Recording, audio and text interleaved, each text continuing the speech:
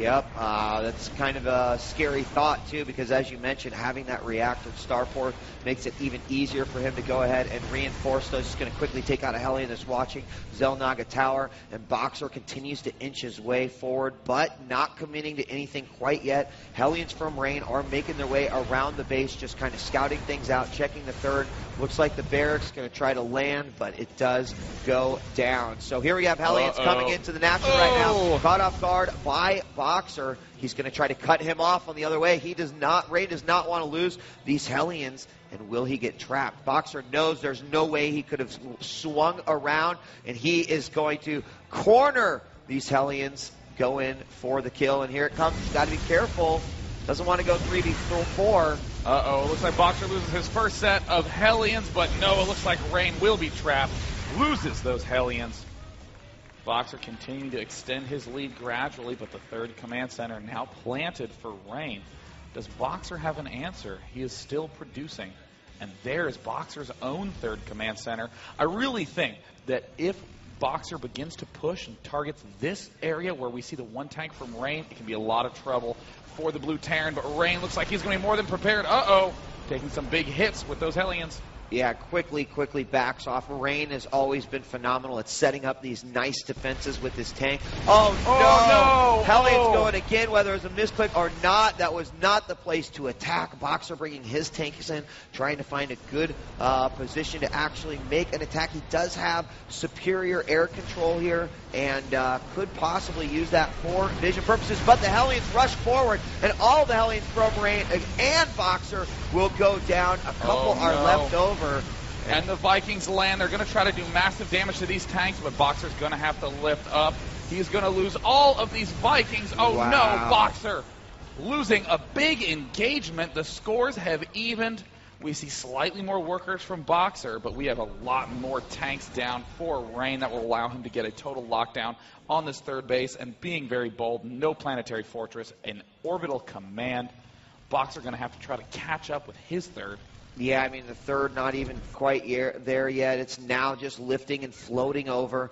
The orbital is finishing up right now over on Rain's side. It will give him the advantage. But for a moment, Boxer was very much ahead in terms of the supply. But after that last exchange, Rain looking very, very good. He's got some SCVs out here repairing these tanks, making them that much more efficient. And now looking at the tank count right now, it is 7 for Boxer, but 10 for Rain.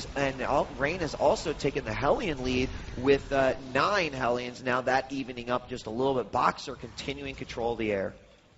Boxer, though he has more Vikings and does have this Raven for the point defense drone, you don't want to be way ahead in air. You want to just barely maintain control. If you have 10 Vikings to 1 Viking, which is the situation Boxer found himself in earlier, then you dominate the air, but you have so little invested in the ground that Rain wins the more important fight, which is having more tanks and more Hellions. So now Boxer is looking for a good position to place these tanks. He can't really break any entrenched positions for Rain because Boxer simply doesn't have the unit count on the ground. So if he can control the center, which Boxer looks like he has a lockdown on, then Boxer can control the top left of the map and maybe come back with an economic play. We do have Rain, another medevac making its way over. It's just outside the base of Boxer right now and is going to bypass any of those patrolling Vikings. He makes his way in, needs to go after those workers. Who cares about the supply depot? There he goes, and he makes his way in, going to try to line these up. SCVs on the run. There's a tank sieging up. He's going to make his way through there. Oh, and a big hit going down there on Boxer's SCVs. The Hellions will be cleaned up. But what a damaging little attack. There's Rain kind of takes that initial 10 SCV lead that Boxer got early on and equalizes it.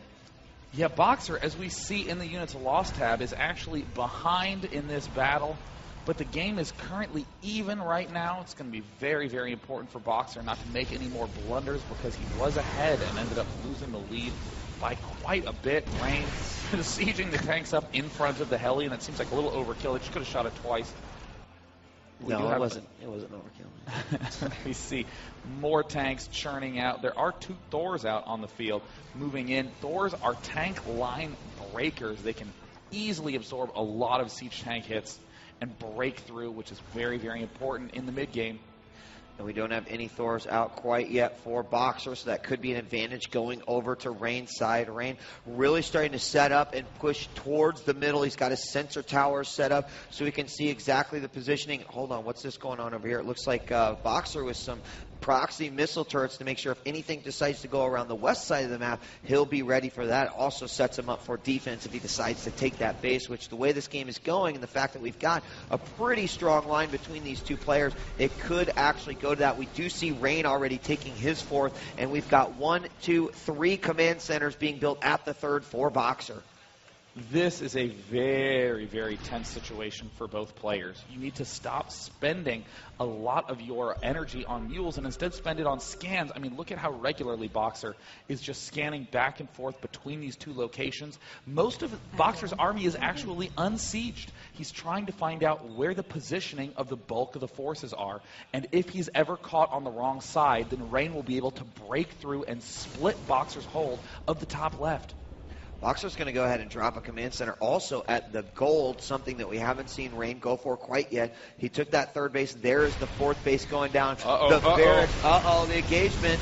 This is why the scans are so important in the late game. We see the Thors from Rain taking huge amounts of damage, allowing the tanks to step forward, and Rain taking a nice lead. No watchtower now held by Boxer. Rain actually encroaching farther forward onto Boxer's side of the map, and now we're going to see the non-stop scans by both players, constantly keeping an eye on those tanks.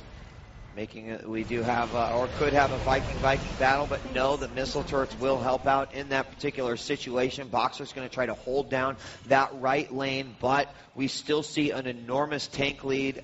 No, it's actually tie 18-18. I guess they're just a little bit more spread out here for Boxer, but it looks like Rain with the advantage if you're just looking at that right lane, but they are spread out. Again, those scans going down day 9. Boxer always wanting to have some idea what is going on as they continue here, and now the command centers for Boxer floating over as he takes his 4th, his 5th, including the 6th that would be his gold. Fusion core down, air upgrade. Rain is going to be going for battle cruisers to try to break through these tank lines. Boxer, we see, has this starport producing Vikings in big numbers, but where is the second starport? We see Boxer adding on one of his own, but Rain also with having great scans, just having great coverage by both players. It's kind of hard to sneak anything in. And we do have, the first battle cruisers being made right now. And just look at that mini-map. And just, kind of appreciate the awesomeness of it. All the circles look like Venn diagrams from science class. I mean, look at this huge one over here and over here. I mean, there's nothing but sensor towers covering the map. And, looks like 2 Hellions snuck their way in. Yeah, I think there was supposed to be 4 there lined up. It does look like Rain is going to win that one. Are there any SUVs? Stopped by the tanks, so the tanks will deny that. That medevac was also taken out. 2 smartly placed missile turrets that we talked about early on in the game did end up paying off for Boxer. Some battle cruisers in production now. We don't see any battle cruisers on the field yet. 24 tanks for Boxer, 13 Vikings, and only 12 Vikings for Rain. And Rain also does not have that big key Raven. We see the tanks up on the high ground for Rain also starting to shoot their way forward. And these are traitors. These traitor Hellions, he had to execute them to free up food for good, valiant citizens. So we've got this line right here in the middle. Obviously, Boxer set up with his defense. He's got his gold base going. But most importantly, you have to keep in mind that Rain has technically control of these towers. I guess neither of them. Boxer has kind of control over the east tower because there's no way that Rain's going to be going up there. And I feel like Rain's got control a little bit, if he doesn't have vision, of the west tower. But either of those guys get a position on that high ground, and suddenly that gold base is kind of nil. We do see Seeker missile being researched at a starport somewhere. It looks like down here. for Rain, it's going to be one of these starports. I'm going to find it eventually. There's a starport that's researching an upgrade wheat, and I just cannot find it for the life of me.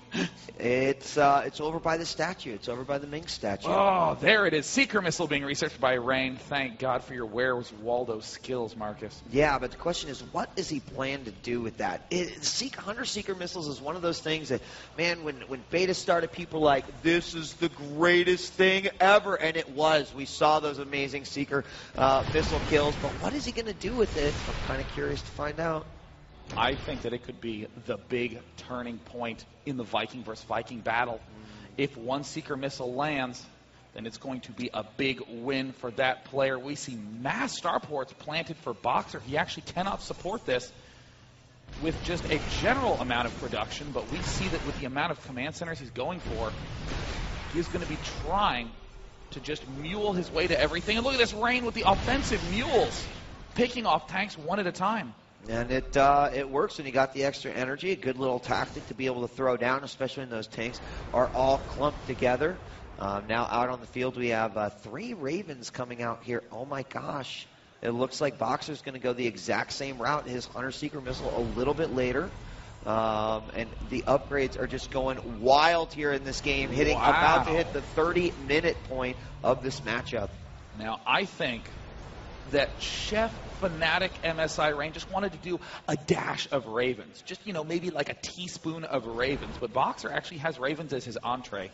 He is going for massive amounts of them. I think that the Ravens for Rain are more of a gentle tide turner to try to plant a big hit on the Viking pack. But if Boxer does start going for big Raven numbers, he could easily pick off bigger packs of tanks, all sorts of goodness. And with these extra orbital commands, Boxer is going to be able to get huge mule counts. He might even just sack all his SCVs. He's down to 37 at this point. And this is a strategy that you have talked about many, many times before Day 9, where suddenly the Terran has the ability to increase his army size by simply getting rid of the workers that have carried him through the entire game and relying on nothing but mules. You just see the amount of orbitals over here, and you realize that it is totally, totally sustainable to do. The same thing's happening over on Rain's side at various locations of the map. We've yet to, honestly, there hasn't been much of an engagement here, but we do have Rain and his very, very heavy air composition here beginning to move out and inch its way forward towards Boxer. I was tempted, last week to buy a turkey and begin marinating it and start putting it in the oven for a while. And wow, nice little Yamato shots there. And, once that turkey's been well marinated and basting for a few weeks, I was going to come back and see if these players had attacked each other yet. And it looks like the Yamato shot did go off for Rain, but now he's going to sit back there. And if there's a fast-forward button in StarCraft 2, we could wait for these battlecruisers to get their energy back enough to pick off more tanks. But I think Boxer might actually feel comfortable losing tanks slowly like this because it will allow him to replenish. And,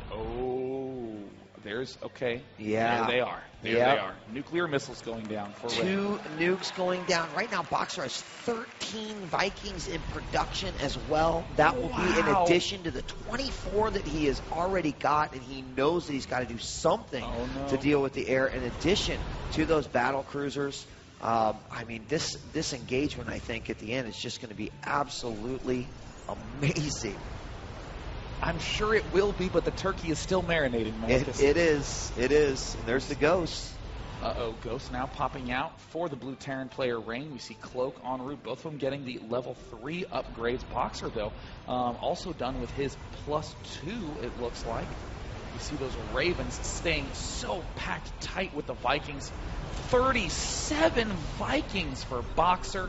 17 tanks versus the 5 battlecruisers, 13 Vikings.